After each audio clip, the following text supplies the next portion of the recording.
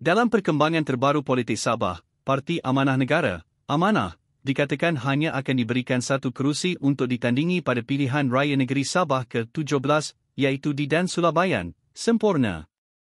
Nama Zulfikar Abdul Mijan disebut-sebut sebagai calon yang bakal diletakkan di kawasan itu, yang sebelum ini merupakan kubu kuat Parti Warisan. Namun, langkah ini mencetuskan tanda tanya besar, kerana Amanah dan Warisan kini merupakan sekutu dalam kerajaan perpaduan di peringkat persekutuan. Persoalannya kini, adakah dua parti yang bersama dalam kerajaan pusat bakal bertembung secara langsung di peringkat negeri?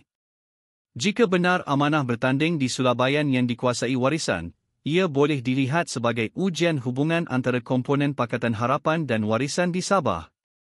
Menurut sumber, Amanah sebenarnya memohon 5 kerusi Dewan Undangan Negeri, termasuk Tanjung Aru, Karambunai, Lumadan dan Sulabayan.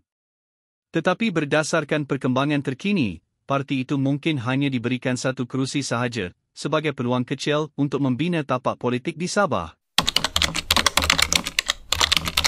Dari sudut analisis, keputusan ini menunjukkan realiti sukar parti semenanjung menembusi Sabah, di mana pengaruh utama masih didominasi parti tempatan seperti GRS dan Warisan.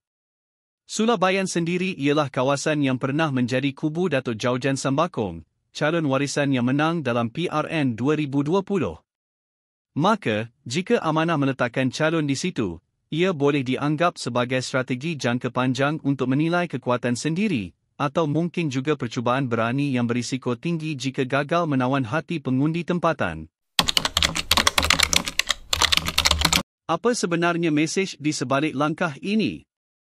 Adakah Amanah mahu menunjukkan taring politiknya di Sabah, atau sekadar diuji dalam percaturan dalaman kerajaan perpaduan?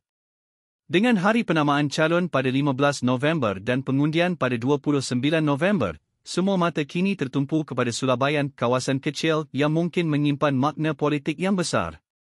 Politik Sabah semakin menarik dan penuh kejutan.